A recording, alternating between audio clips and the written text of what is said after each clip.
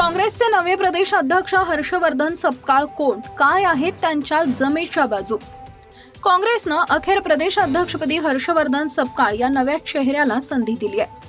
नाना पटोले यांच्या जागी ते आता प्रदेश अध्यक्ष म्हणून काम पाहतील.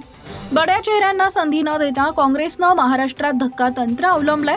प्रदेश अध्यक्षपदी माजी मुख्यमंत्री पृथ्वीराज चव्हाण, सतेज पाटील, विश्वजित कदम, अमित देशमुख या नेत्यांची नावं चर्चेत होती. मात्र यांच्याऐवजी पक्षानं नव्या चेहऱ्याला संधी दिली आहे. दिग्गजांना मागे टाकत प्रदेश अध्यक्षपद पटकावणारे हर्षवर्धन सपकाळ हे नक्की कोण आहेत? त्यांची राजकीय कारकीर्द कशी होती यावर एक नजर टाकूयात. सपकाळ यांची गाडगे महाराज, तुकडोजी महाराज आणि गांधीवादी सर्वोदयी कार्यकर्ता म्हणून ओळख आहे. त्यांनी भारतीय राष्ट्रीय काँग्रेस संलग्नित राजीव गांधी पंचायत राज संघटनेचे विद्यमान अध्यक्ष आहेत. भारतीय राष्ट्रीय विद्यार्थी संघटनाच्या माध्यमातून राजकीय जीवनात ते सक्रिय झाले होते. महाराष्ट्र प्रदेश युवक काँग्रेसचे उपाध्यक्षपद त्यांनी भूषवले. त्यांनी संत गाडगेबाबा अमरावती विद्यापीठातून बीकॉम व बीपीएड पदवी घेतली आहे. ते शेतकरी कुटुंबातून आलेले आहेत. सामाजिक कार्य व राजकीय क्षेत्रात ते पहिल्यापासून कार्यरत होते.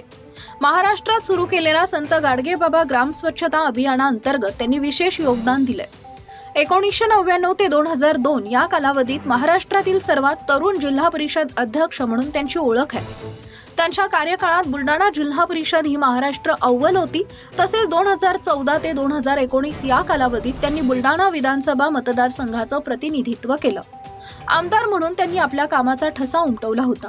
काँग्रेसचे राष्ट्रीय सचिव, राजीव गांधी पंचायत राज संघटन ही जबाबदारी त्यांनी पेलली आहे. भारतरत्न डॉक्टर बाबासाहेब आंबेडकर यांच्या 125व्या जयंती वर्षाच्या निमित्तानं त्यांनी बुलढाणा विधानसभा मतदारसंघात संविधान चेतना यात्रेच्या माध्यमातून प्रत्येक गाव, वाडी, वस्तीपर्यंत संविधान जागृतीसाठी कार्य केलंय.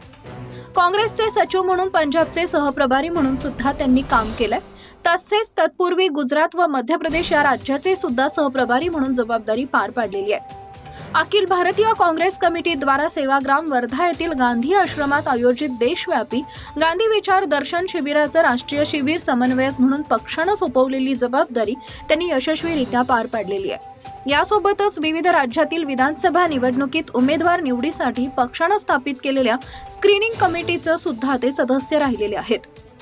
हर्षवर्धन सपकाळ यांचा राजकीय प्रवास 2014 ते 2019 बुलढाण्याचं प्रतिनिधित्व, अखिल भारतीय काँग्रेस कमिटीचे सचिवपदी काम, अनेक वर्ष राष्ट्रीय स्तरावर काम, राहुल गांधींनी स्थापन केलेल्या कार्यगटाचे सदस्य राहिलेले, राजीव गांधींच्या काळात पंचायत राज संघटनेचे राष्ट्रीय उपाध्यक्ष, उत्तराखंड, पंजाबसह अनेक राज्यांच्या निवडणुकीत महत्त्वाची भूमिका, विधिमंडळ पातळीवरही अभ्यासू आक्रमक आमदार म्हणून परिचित, 2017 साली अर्थसंकल्पाच्या प्रती जाळल्या म्हणून निलंबन, 2019 साली संजय गायकवाडांकडून पराभव.